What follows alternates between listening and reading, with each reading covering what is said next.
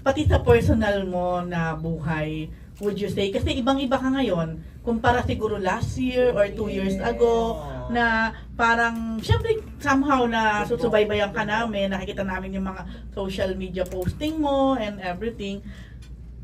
Parang compared noon, mas ano ka ba ngayon? Would you say mas nakalaya na, mas masaya na, mas nahanap mo na yung buhay mo, yung ganyan, hindi ka na nakadepende sa isang nilalang, yung ganon, nilalang. Kay Lord lang ako depende.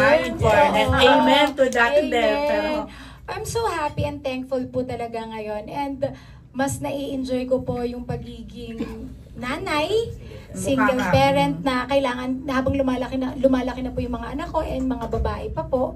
So mas gusto ko silang bigyan ng oras, mas gusto sila yung prioridad ko kaysa sa sarili ko. Lagi ko naman po sinishare yun, and sa gabay ng Panginoon, lahat naman makakaya, 'di ba? Hindi naman po pera lang or yaman ng mundo yung kailangan mo eh. Sometimes you need to be simple, yung makontento ka lang kung anong meron ka. Dahil sigurado naman lahat tayo hindi magugutom. kailan dumating yung moment na sabi mo na ayoko na ng ganito? Ano yun? Ayoko na ng ganito, ayoko na na parang, alam naman natin yun, di ba? Very often somehow, na ayaw mo na parang nakastuck ka doon in a way, dun sa relasyon na yon or sa ganitong buhay. Kailan dumating yung moment na yon? And since then ba, would you say na ay sobrang okay na ako? Kaya pala si Tito June, super loves lang. Kasi sabi niya sa akin, gusto mo ba ako magtanong? Wag na, diba? Ikaw po pala ang magtatanong. Hello po. Hindi po. Ako naman po, lagi ko nga sinasabi po, lagi ko sinishare din na lahat naman ng pinagdaanan ko sa life, wala akong pinagsisihan. Why? Because lahat ng pinagdaanan ko, masaya, mahirap, victory man yan o kalungkutan, lahat yon natuto ako. Natuto ako na mas maging mabuting nilalang, mas maging mabuting nanay, mas maging mabuting tao sa kapwa. Mas na-appreciate ko yung simpleng bagay na ang laki pala nun. Kung titingnan mo kung sa ibang tao, maliit lang yon. Ngayon na-appreciate ko na makasama mo lang yung pamilya mo. Bless ka. Gumigising ka, na humihinga ka. You're so blessed. Na makita mo yung nanay mo malakas pa rin. Yung ganun po, yung mga simpleng bagay, mas napapalawa ko at nagiging maganda siya at nagiging makahulugan kapag natanggap mo na hindi kayo para sa isa't isa. Oy! pero I'm so thankful. Thankful ako, and I'm so blessed. Thankful ka sa chapter na yon. Yes, kasi mas mas nag-grow ako, mas natuto ako, mas kahit pala ibigay mo lahat sa isang tao, si Lord pa rin yung magpapatakbo ng buhay mo. Kasi tayo po, di ba, dahil may free will tayo to choose na binigay ng Diyos, nasusunod pa rin yung gusto natin kahit ayaw na niya. So, nung pinagbigyan ako ni Lord sa bawat pinipili kong landas sa buhay ko, yung muntika na ako mawala talaga, tinanggap niya pa rin ako ng buo. Kaya ngayon, siya na yung sinusunod ko, hindi na yung sarili ko. Taray. Nung nanalo ka ba, binati ka ba niya? Wala.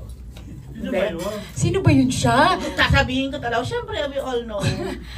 Hindi naman para... Sir Will, ayan hindi naman para... Sir Wilbert pala, no? Sir Wilbert, binati ako dyan nga, kasama ko nga siya sa contest eh. Hindi, alam natin kung sino sa akin, siya. gumagabay sa akin ngayon. And ako po, so totally, ako wala akong anything na masasabi sa kanya. Mabuti siyang tao, and kung may nasasabi sa kanya yung iba, because lahat naman po tayo, aminin natin, may ugali tayo. May mood tayo, hindi tayo perfect. Diba? Si Lord lang yun. And yung taong yun is malaking naging parte niya na sa buhay namin. And still, lagi ko siyang pinipray. Okay. So, over ka na doon? Ay, over na. That's good. Okay. Ayoko na nga. May bago ba? Ay, wala na. Ayoko na po. Ano to, sinasara na talaga? Hindi po, okay ako. Okay po talaga ako ngayon na yung mga anak ko po talaga yung priority ko, and yung mga tao pang pwede kong ma-sharean na na maging matatag din sa buhay kahit na maraming pagsubok. Gusto ko maging inspirasyon talaga sa lahat. Hindi kasi nabigay ko na po, sinabi ko nga po, 'di ba? Nasunod ko na lahat ng gusto ko sa buhay ko noong mga panahon na hindi na ako makahinga at nasa dilim ako. Tinanggap pa rin ako ng Panginoon. So, binibigay ko na sa Kanya lahat yung buhay ko. Siya na yung susundin ko, hindi na yung sarili ko. Feeling ko after mo maging beauty queen, magiging pastora ka naman ngayon. Ang dami Wala sabi naman niyo na kinakabahan na talaga ako. Wala Lord, masama, Diyos ko oh. po. Ayun po, basta sobrang thankful and gusto ko mas happy ako pag nakakita ako ng successful. Happy ako pag nakakita ako na umaangat. Kasi sa mundo natin ngayon, parang ang dali-dali ng manghusga eh. So, ako mas pipiliin kong dasal na lang, hindi na ako magko-comment kasi hindi naman natin talaga alam kung ano yung nasa puso ng isang tao kahit nakita mong may ginawang masama eh. Si Lord lang talaga makakapanghusga sa atin sa huli. Yun na nga, pastora. Sugar, na kanina mention ni Miss Leia na parang matag 2 years ka daw niligawan, tama ba? So bakit? I'm sure nagpapa-eyelashes ka rin naman. Ay, super! Talagang loyalist talaga ako Pwede ng namin magpa-eyelashes dito. Oo, pwedeng-pwede. Ano ba naman Di ba kayo? dito? Oo, pwede. Tsaka meron yung massage, facial, kumpleto talaga. As in, Bongga. O so bakit? Bakit pinahirapan mo pa si Miss Leia ng 2 years? Ano ba, busy kasi ako noon. Focus ako sa work. Charot. Hindi ko siya pinahirapan. Hindi ko nakita yung message niya kasi hindi ako ma-social media before. Yeah. Tutok to po eh. So thankful ka, hindi ka niya. So tutok to will ka. Hindi. So tutok to will niya. Pero, sa kids ko, tutok talaga ako sa kanila. So, alam mo yun, may mga bagay ako hindi nakikita before. Oo. Patuulitin ko, promise. O hindi totoo talaga. And may bago siyang show, manood tayo. Kasi talagang nai-stress na ako. Hindi ko na alam. Alam mo, at least hindi ka nga niya binati man lang, pero ikaw pinopromote mo pa yung bago niya show. Hindi kasi talaga mabuti naman talaga siyang tao. Wala naman ako sinabing talaga. Hindi talagang ako sinishare ko lang yung matutulong sa kapwa natin. Siya yung number 1 kung pwedeng sabihin kahit tulog ako. Wow! O, ayan na. Sana hindi siya galit sa akin, no?